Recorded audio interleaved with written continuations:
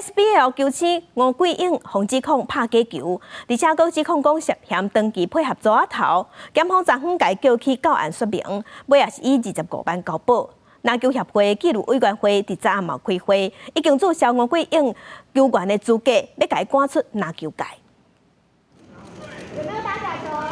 要合了超级篮球联赛如同拿底节的球员吴桂英，表示签缴拍假球则被互检方传唤。警方去客家通知，所伫现场拢找无人。经过电话联络，吴桂英表示，因为心情歹，无想要回去，就困伫信义区的旅馆。假球案哈，因为它有涉及到诈欺哈，那这个具体的个案呢，那这个承办的检察官呢，他就会依照刑事诉讼法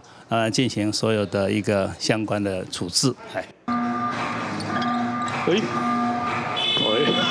吴桂英等等一举一动拢被指控经过设计，以及所甲朋友私下通信，家己讲配合组头控粉或者放水，一场比赛用赚30到50万。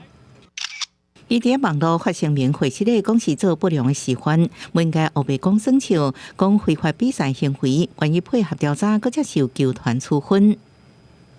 如果认定他有不当行为的话，可能会申诫罚款、提告、禁赛停权。吴桂英今年6月为自强特地节转战台北分霸，台北球团回应，马上停薪停止所有的活动，若不法的行为是事实，马上开除。检方先后制定25万交保，拿协10月暗时开纪律委员会。针对吴桂英涉嫌拍假球和交保的代志，决议照定出办法，注销吴桂英球员注册，各联名永远免录用，而且各赶出篮球界。记者综合报道。